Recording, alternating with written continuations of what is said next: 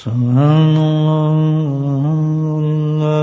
لا إله إلا الله والله أكبر سبحان الله والحمد لله ولا إله إلا الله والله أكبر سبحان الله والحمد لله ولا إله إلا الله والله أكبر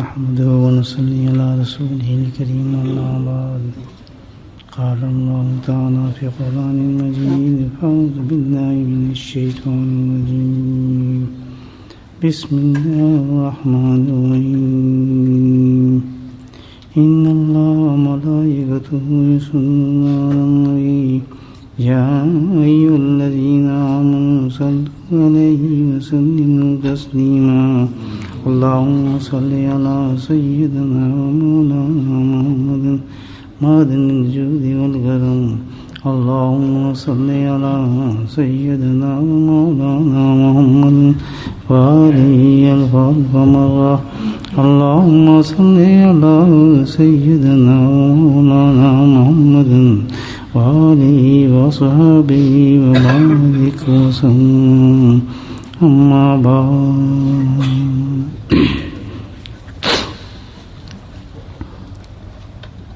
الحمدللہ اللہ کا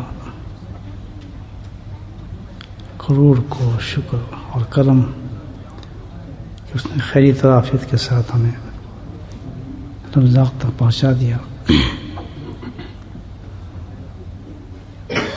اللہ سبحانہ تعالیٰ ہمیں اس رمضان کو بابرکت بنانا اور خوبی عبادت کرنے کی توفیق نصیب فرمائے.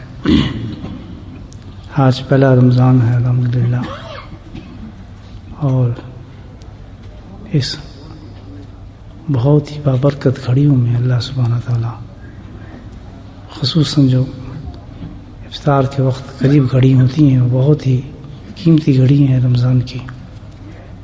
اللہ سبحانہ تعالیٰ ہمیں اپنی محبوب اور پیاری عبادت کرنے کی توفیق نصیب فرما رہے ہیں. یہ سب اس کا فضل و کرم ہے، ورنہ ہمارے کے مجال کہ ہم اللہ کا نام لے سکیں.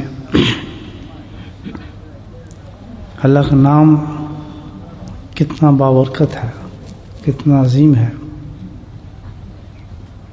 حدیث میں حکم اس کا آتا ہے کہ جب انسان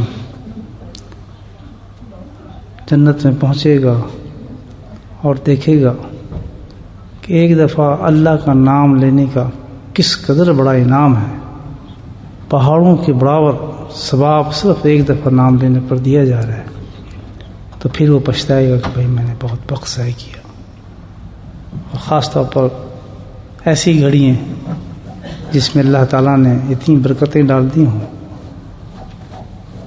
اتنی برکتیں کہ ہر نیکی کا ثواب 70 گنا کر دیا.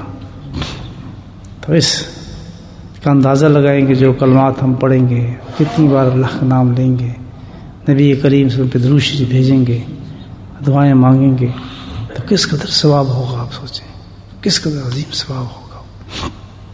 تو کوشش یہ کرنی چاہیے کہ رمضان کی کوئی گھڑی بھی، کوئی وقت بھی ایسا نہ خالی ہو جس میں اللہ کا ذکر انسان نہ کرتا ہو. اور بالخصوص یہ اللہ کا بہت فضل و کرم ہے دوستو کہ ذکر کی مجلس قائم ہو جاتی ہے. انفرادی طور پر تو الحمدللہ ہم کرتے رہتے ہیں تسبیحات بھی سب کچھ، لیکن مجلس کا ثواب جو ہے وہ الگ ہے، اس کا تو بہت ہی عظیم ثواب ہے. بلکہ مجالس کے لیے تو اللہ تعالیٰ نے اتنی پسند ہے اللہ وہی مجلس ہے کہ فرشتوں کو مقرر کیا ہوا ہے کہ جاؤ، خاص جماعت ہے فرشتوں کی، جاؤ تلاش کرو کہ بھئی کہاں پر میرے ذکر کی مجلس لگی ہوئی ہے اور اس میں شامل ہو جاؤ. تو عام دنوں کی بات الحمدللہ بہت بڑی ہے پھر بھی، لیکن رمضان میں ایسی چیزوں کو تو چھوڑنا جو ہے بہت افسوس کی بات ہے. تو کوشش کرا کریں کہ جہاں بھی ذکر کی مجلس ہو انشاءاللہ. امید تو یہی ہے اللہ تعالیٰ اپنا کرم فضل فرمائے، ساری رمضان عصر کے بعد مجلس کو جاری رکھا جائے مختلف مجالس میں، یہاں بھی انشاءاللہ. تو کوشش کریں، یہ بہت قیمتی وقت ہے، بہت افضل وقت ہے. اس میں آدمی تھک جاتا ہے عبادت کے بعد، نفل کے بعد، قرآن کے بعد، کہ آخری وقت ہے نا یہ روزہ کھولنے کا، بیٹری ڈاؤن ہوتی ہیں سب کی، بالکل ختم ہوا ہوتا ہے، دل تو بہت کر رہا ہوتا ہے، اشتیاق ہوتا ہے بھائی اتنا اور قرآن پڑھ لوں، یہ کر لوں، لیکن فطرت آدمی کا جسم بھی تو ہے نا، اس وقت یہ عبادت بہت مفید ہے، اللہ کا ذکر ہلکی پھلکی بھی ہے الحمدللہ۔ اور اس عبادت کے بارے میں تو اللہ تعالیٰ نے فرمایا کہ اللہ کا ذکر جو ہے، اللہ اکبر، کیا خوبصورت حدیث ہے، اللہ کا ذکر جو ہے دل کو زندہ کرتا ہے، دل کو زندہ کرتا ہے۔ اور یہ ہمیں رمضان دیا ہی اس لیے گیا ہے کہ ہم اپنے دلوں کو زندہ کریں۔ تو عام حالت میں تو ہے، لیکن جب رمضان میں ذکر کریں گے تو 70 گنا زندہ ہوگا دل، الحمدللہ خوب روشن ہو جائے گا اللہ کے فضل سے۔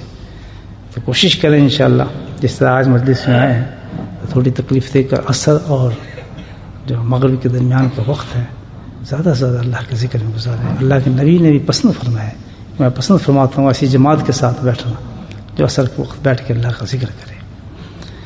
شکر اللہ کا، بہت شکر ہے، اس کا فضل ہے۔ اب ہم اللہ کا ذکر کرتے ہیں، درود شریف پڑھ